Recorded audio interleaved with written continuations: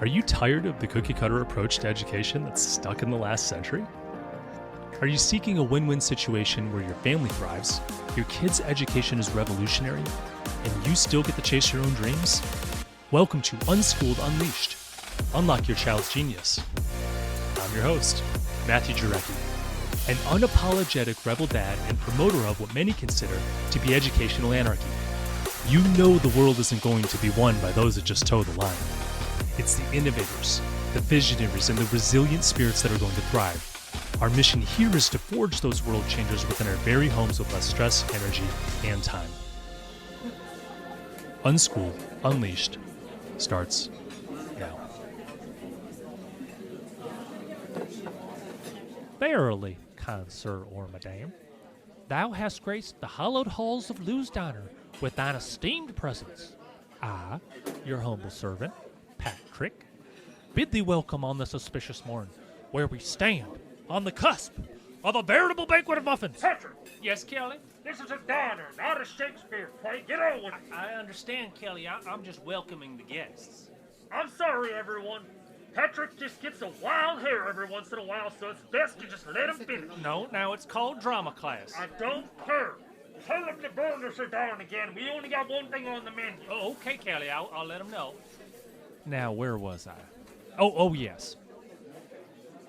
Fret not, fair patron, for though the furnace of our culinary haven hath forsaken us this day, fear not, for I shall bequeath unto thee a feast of muffins. You are crazy, Patrick. We are out of muffins. How many times do I have to tell you we only have a podcast fish on the menu? I'm ignoring you. Sorry about that, everyone. On with the performance. Now, prepare thine eyes to behold the solitary sentinel of sustenance, a blueberry muffin, a beacon in the gastronomic wilderness, ushering thee into the hallowed halls We don't of... have any muffins. Now stop that, I'm trying to talk.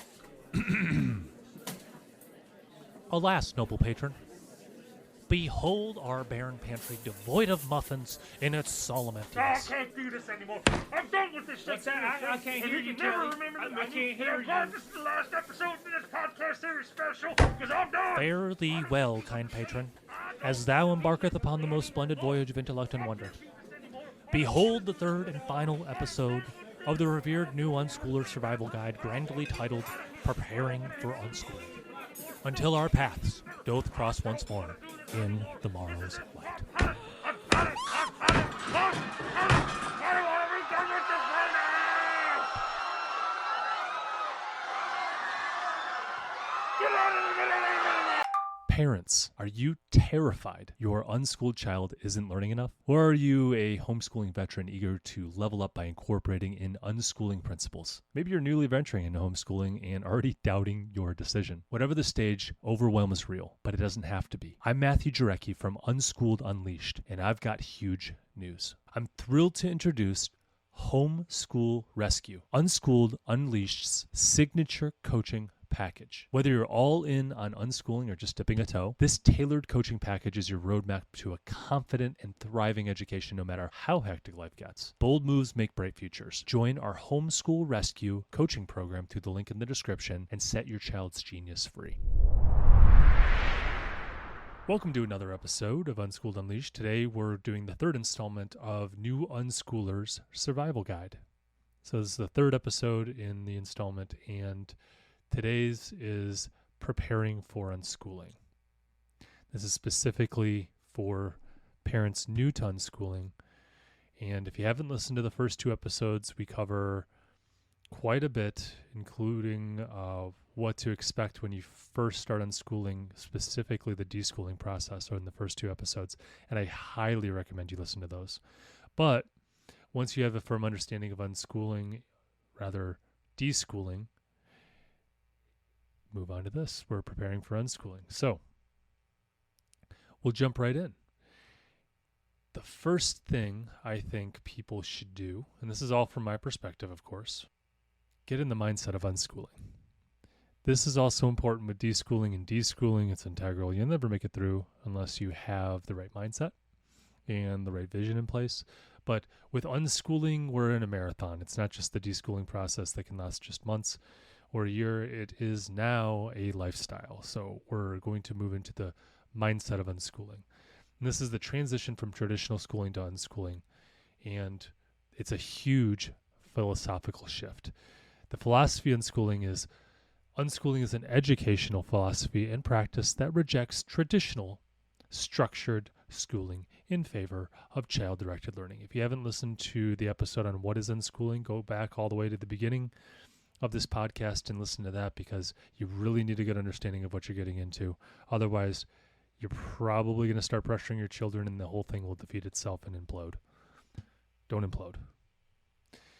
Now, in unschooling, the mindset of the parents, or the role of the parents, are facilitators, not dictators. They're more guides and they provide resources. And I always like to say parents are to provide a 10 out of 10 support, which means you're going to encourage them, walk with them, not tell them what to do. You're going to help them dive in to whatever their interests are the best you can by providing those resources. So this is if they're interested in dinosaurs, you're going to take them to a museum on dinosaurs. You're going to get them books on dinosaurs. You're going to maybe even enroll them in a course in dinosaurs because they enjoy that. Again, this is my philosophy. I'm not opposed to curriculum. I'm just opposed to mandatory or compulsory curriculum, which is what they do in schools and a lot of parents do in homeschooling. I like to move more at the pace of the child and let them really get to know themselves along the way. And our job as parents is to provide exposure to different environments, different experiences, ideas, to help them learn more about themselves and find out what interests them, so that way we can dive in. So we provide those resources. In addition to the mindset, we need to embrace uncertainty and curiosity. This will feel like a free fall, but take it as the day comes. Just engage with your children. Remember that we're not following a curriculum by definition. We're dealing with uncertainty. When we believe in unschooling, we believe in leading into curiosity, and the curiosity will eventually lead to learning, right? Because we're going to dive into something, find something that's interesting. Why does it do that? I don't understand that. Let me dive more in. Let me learn more about it. We're leaning on curiosity, and we're fully embracing that. So embrace uncertainty and curiosity. And just remember, if you're just beginning, deschooling will take time, but the fruits will grow eventually, and it will turn into just unschooling, and you got to just have faith. You'll get there through the deschooling process, and even during the unschooling journey, it is difficult, but have faith. And eventually, the children will fall back in love with learning. Just for those who maybe haven't followed the string of episodes that we created called New Unschooler Survival Guide, and they didn't do the deschooling ones, I just wanted to find out deschooling real quick. Deschooling involves unlearning the beliefs, habits, and practices associated with formal education. It's a time to decompress and detach from the regimented schedule, standardized testing, and curriculum-driven methodologies that characterized institutionalized education. This can be homeschooling with a mandatory curriculum, or going to a traditional school, or compulsory schooling. And this is a time where we really kind of just let everything settle down, and we adopt the unschooling philosophy and get used to it. So it's a transition period for both parents and children hopefully fall back in love with their learning. So remember, that's all a part of the mindset, and you never know when you kind of transition. At least I don't think most people, it's so evident that they're transitioning from deschooling to unschooling, so just keep that in mind. Next, when comparing for unschooling, I think it's important to embrace the principles of unschooling. Embracing the principles of unschooling is going to vary from family to family, because honestly, you're the driver of your family. You're the captain of your ship, if that makes sense, and you're pointing towards the Americas, and you're going to set sail west, but ultimately you decide how much of the principles you're going to adopt. And some people choose to adopt all of them and do unschooling. Some people do radical unschooling. Some people do my version, which I want to come up with a name with, which is all the principles of unschooling except I provide tools and resources and direction, walk with them as a guide on a 10 out of 10 level, and establish myself in that role of guide, because I believe that's what we should do as parents, provide the structure, all that stuff. But let's go into the principles of unschooling. Now, there is a whole episode on the principles of unschooling if you go a couple back, so feel free to check that out. We're just going to cover it at a high level here. But first principle is child-led learning. And man, this is very difficult for brand new unschoolers. But we want to allow the child to direct their own learning. We're going to allow them to dive into whatever they choose to do. Now, obviously, there's ethical and moral things that we don't want to let them do, but I mean, within reason, right? We're going to allow them to dive into, my previous example, dinosaurs, and just learn top to bottom about dinosaurs.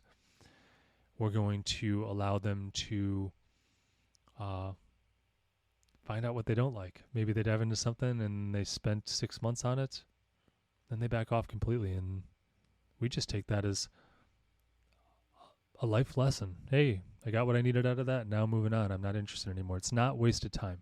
Okay? Just remember that if you reflect back on your childhood and your early adult life, when you found something that you were able to put all of yourself into for a moment, I bet there's a meta skill within there. Like you were able to just focus in on something and you learned how to focus, or you learned how to conquer something, or these types of meta skills that transfer from to anything that you want to apply it to. So just remember that those things are also being cultivated at this point. Whereas if you're in school and you're not allowed to direct your own learning as a child, you never really build those skills. Not with school anyway. You do it outside of school. And how much time do you have for that after 7.5 hours of learning, busing to and from school?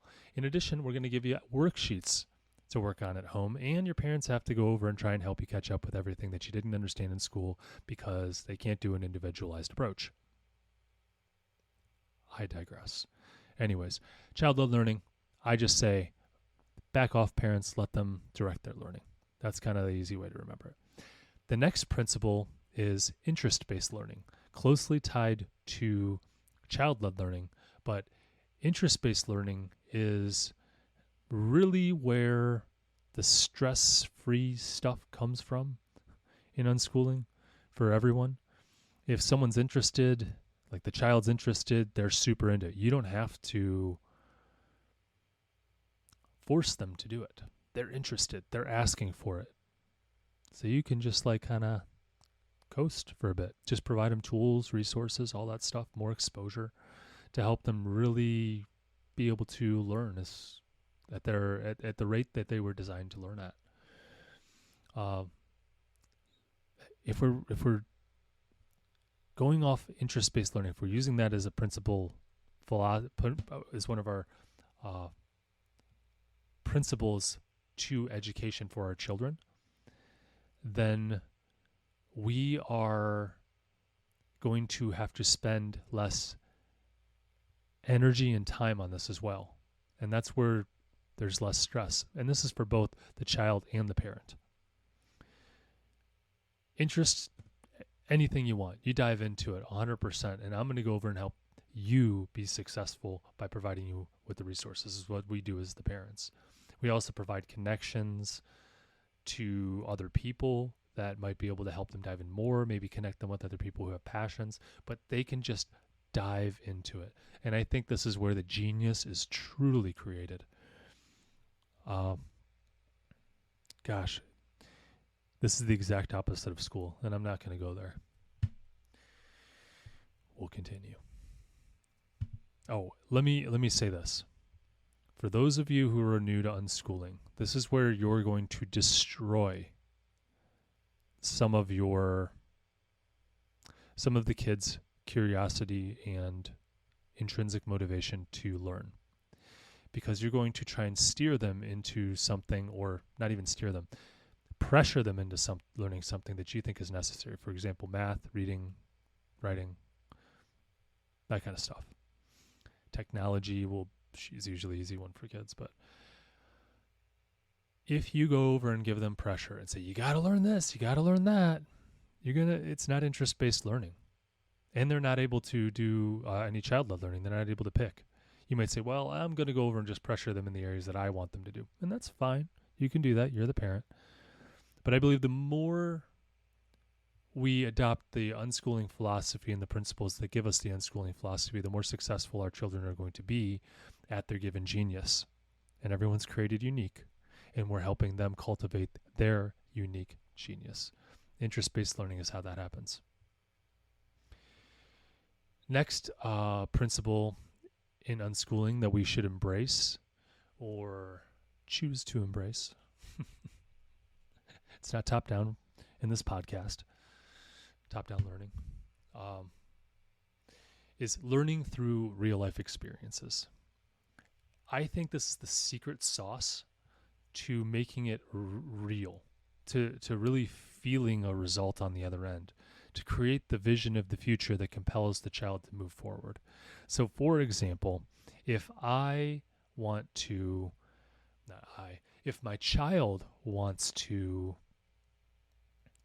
build a video game, well, we allow them to play around with coding to create video games and get real-world application and tinkering with it. Will actually be learning. In fact, children, if I understand this all right, and I'm sure someone will correct me if I don't, but children are able to figure things out pretty quickly without instruction. They just play around with something, and that's how they explore the world, and they're able to make connections in their brain to be able to figure it out. Now, adults can do the same thing, but we're so, how do I say it lightly? We're so indoctrinated that it has to be top-down instruction that we stopped doing that at some point. Now, some of us still do, and that's probably something that we're intrinsically motivated with. For example, if you like doing photography, you might just get out there and have to just get out, shoot some pictures. But you play around with it. You don't go, I'm going to sign up for a class and just do everything they say. Although you might do that to get back into it. That's a good foundation. But really, our creative genius happens when we play around and we experiment. This happens in real-world applications. It's not through a textbook. So we really have to allow those connections to be built so that way when they see something in the future that they want, say they want to be an engineer, that they go over and can sit down and learn the math to be able to be that engineer. Because now they're interested in it because they see something that they want. I think that's a great strategy. Next is intrinsic motivation. This is where unschooling trusts in the child's innate curiosity and desire to understand the world. So we're relying on curiosity to drive them forward. I like to think of traditional schooling or compulsory schooling is fear-based. We're following a mandatory curriculum, and if you don't regurgitate what I tell you on the test and get good grades, or show up when I tell you, or complete the worksheets that I tell you, then you're going to get a bad grade, and that's not what you want. So it's fear-based. There's no vision of the future on the other side of that. I think if there is, it's the exception, not the rule. It's not because schooling put that into them. There might be a good teacher who put that into them, or a good adult that helped guide them, or they just reject schooling whatsoever and they're going to somewhere else in their life and they just see it. I think it happens at the expense of schooling. When we switch to unschooling, we're switching over to an intrinsic motivation to learn. I know why I want to learn that. It's purposeful. It's moving towards something, not running from something. And we're not going to use the reward punishment cycle to stimulate learning.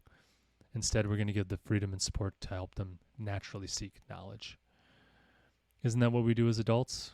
we want to move towards something unless you're not unschooled yourself as an adult and you're trying to somehow survive the constant pressures of life.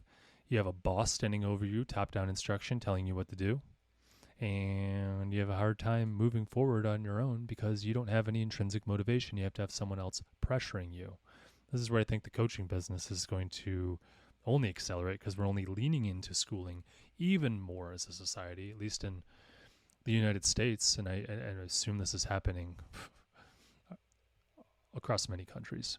I think the motivation to do more schooling has only increased across the globe. And you don't realize how much you need some accountability to just do the stuff you say you want to do, or that you say you're going to do, because you're so used to having someone stand over you and just say, this is what you need to do, and you just follow the steps. I personally have tried to step out of the workforce for this reason, because I want to develop myself in unique ways and really put my money where my mouth is, because I'm a model to my children. I'm going to unschool myself and become an entrepreneur, because I believe that I can be drawn towards something, that my life can be purposeful. So I model it myself, and I have unique ways to do that on my own. But I also try and encourage my kids to do the same by allowing them to determine their own direction and interest-based learning and all that stuff, but really believing in the curiosity will propel them forward. And me as an adult, I just try and stay curious and help others when I see that there's something I can. Next principle is respect for the child. Unschooling places the value on the child's thoughts, desires, and decisions, and it treats them as capable individuals with their own unique strengths rather than treating them as empty vessels that can be filled with information. I really emphasize respect for the child, because you are to build that relationship of being a guide in life. You point them in the right direction, hopefully establish yourself in that role. That's what I'm really big into. I don't believe they're empty vessels just needing to be filled with information. I think we're way past that. I think we're moving beyond the information age, and sometime I'll talk about that. But I think we're moving more into a creative era where we're going to be using technology to create. And information is information. It's all out there, and it can be mixed 100 different ways, and no one knows what's the truth and what's not. But we can create value, and we can use tools to do that. And there's many more tools today, and I want to prepare my children for that using the technology of tomorrow, amongst other things. I want to cultivate quite a bit, but that's a tangent I won't go into. But I will respect, back on track, I will respect my child, their thoughts, desires, and their decisions, because that's who they are.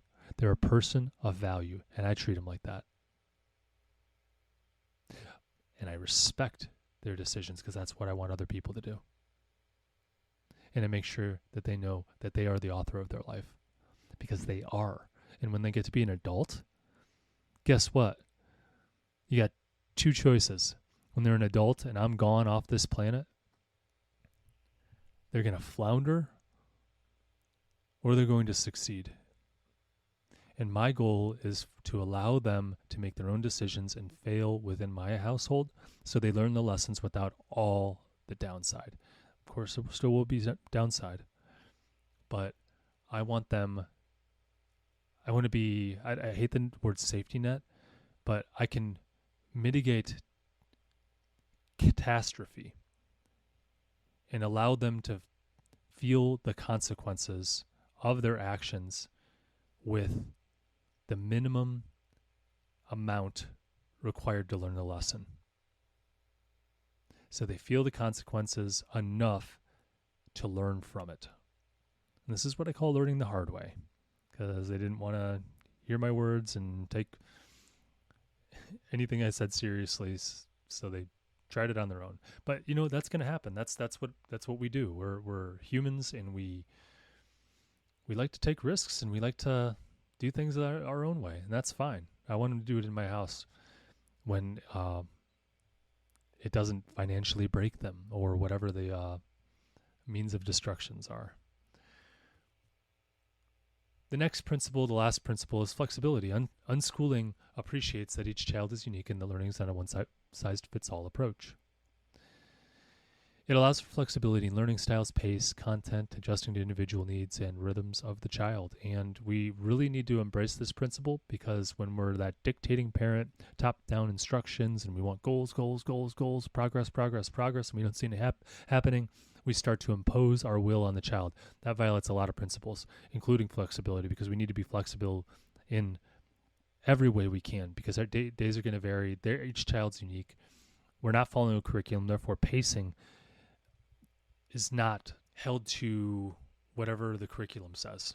It's held to whatever the child can not only tolerate, but desires. And we just based off the rhythms of the child.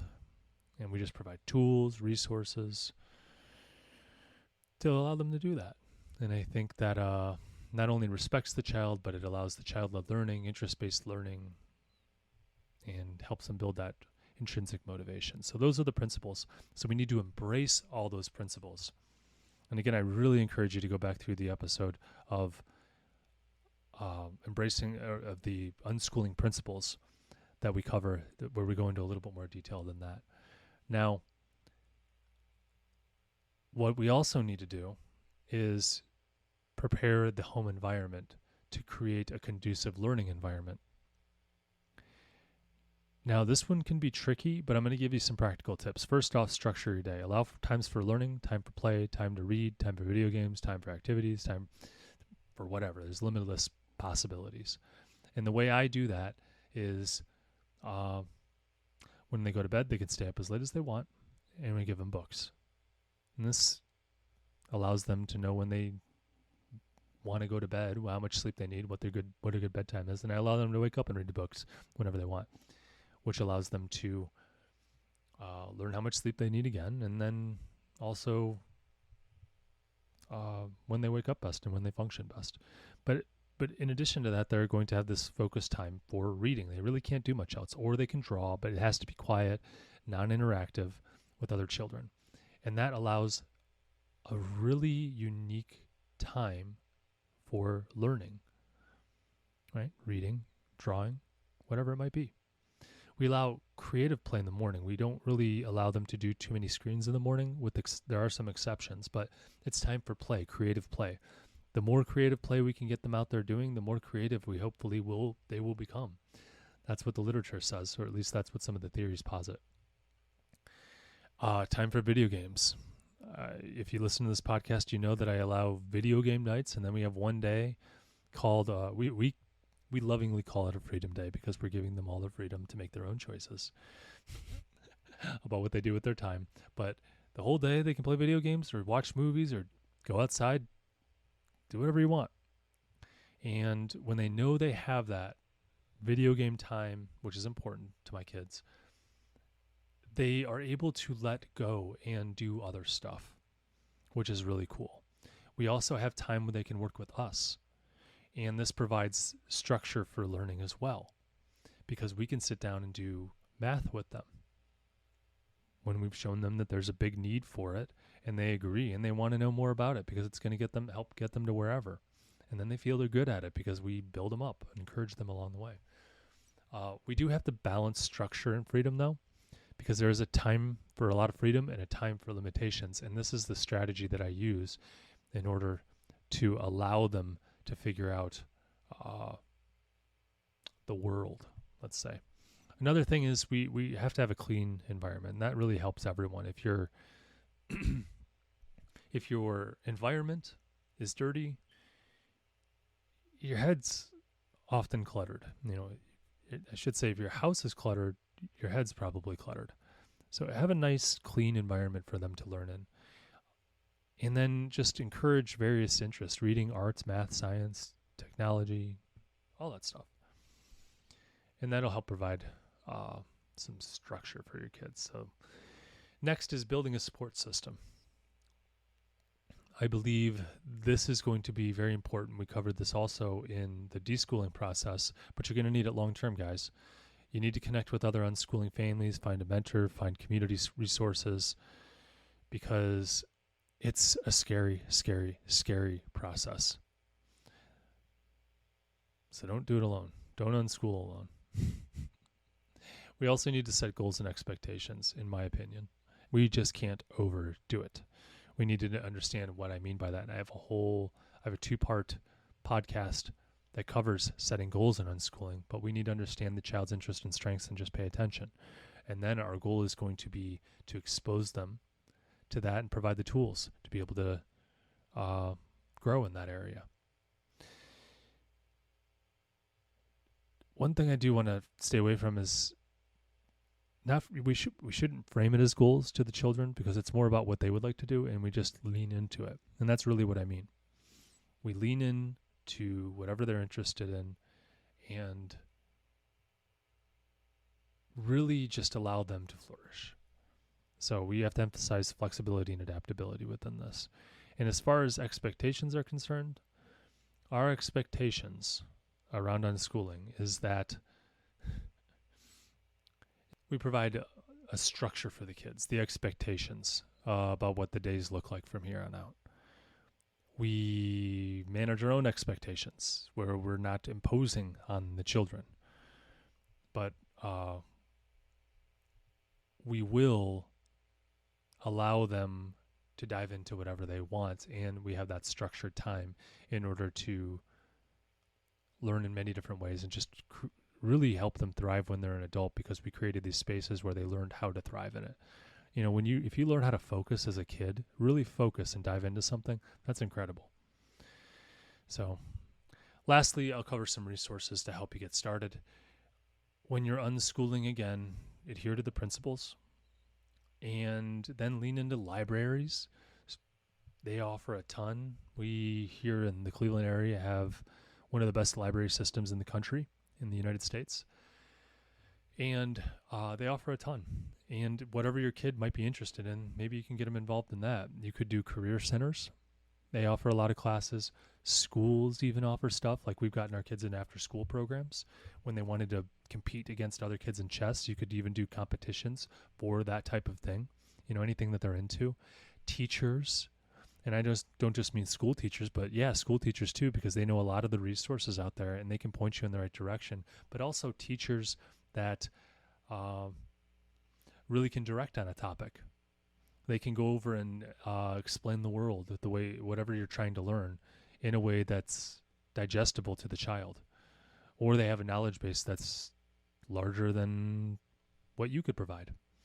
There's also groups that you can join. You know, there's a lot of Facebook groups out there where there's common interests and you can get the kids together, or you have a common interest and you find people with children. That's a great way to get out there and get your kids moving.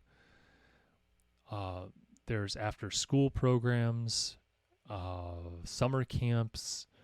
You could do, in the information age, you know, what I think we're coming to the end of, which I mentioned earlier. But information age, or just the era of the internet, we have podcasts and online resources and online classes, all that stuff. You have coaching that you can get to help walk you through unschooling and maybe developing your own pillars and philosophies, principles, strategies. You can get the kids involved in sports. You can get the kids, you could take classes. I mean, nature centers. I mean, the list goes on and on and on and on about what you can do. And all of a sudden, you start to see the world as filled with possibilities for your children. My 8-year-old wants to be an astronaut. He goes back and forth with it. It's a scientist, an astronaut, and what else? Oh, I can't remember the third thing. But we're always oscillating with all those, and I'm like, hey, be all of them. follow your dreams, you know? And one of the things we did was we looked up Space Camp. And I'm like, hey, look at this. And he's like looking at Space Camp going, I want to do that. And those are the kind of things you could just dive into. And guess what else they're going to learn? They're just going to learn about the world and how things interact. It's going to be exciting with kids with similar interests. And man, isn't that the life you would want if you were a kid? I'm determined to give that to my children and prepare the rest of the world's children, for the future in that way, because we need bright minds. We need creative, bright minds for the future, because I believe that the future workforce is going to look vastly different.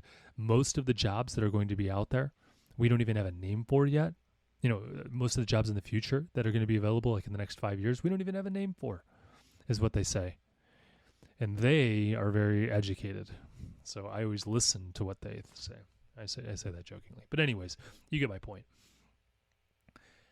A lot of the future is unpredictable, but the one thing we know is that human creativity and innovation has been uniquely human. And a lot of people will argue, well, AI is going to be this and that. And it's, hey, right now in 2023, and as far as I can see, it is not able to innovate the way humans are and make connections between that stuff. It takes existing information and ties it together, and that's how it does it. It can figure out complex math problems, but it cannot figure out something completely new.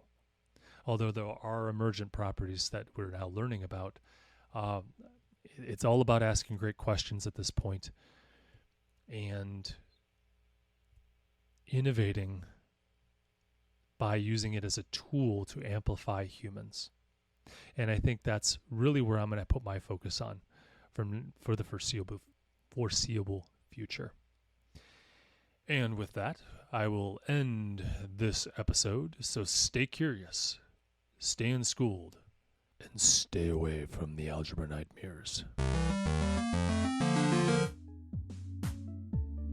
So here's where we roll up our sleeves and bring out the big guns. If you support our mission, then please leave a review. On Unschooled Unleashed, we are talking about using a radical approach to education in today's world, and the more 5-star reviews we have, the more people will feel comfortable with the ideas, strategies, and principles we discuss. It gives legitimacy to our message, and the podcast's algorithm prioritizes us so we can reach more people. You may even have your 5-star review read on our podcast.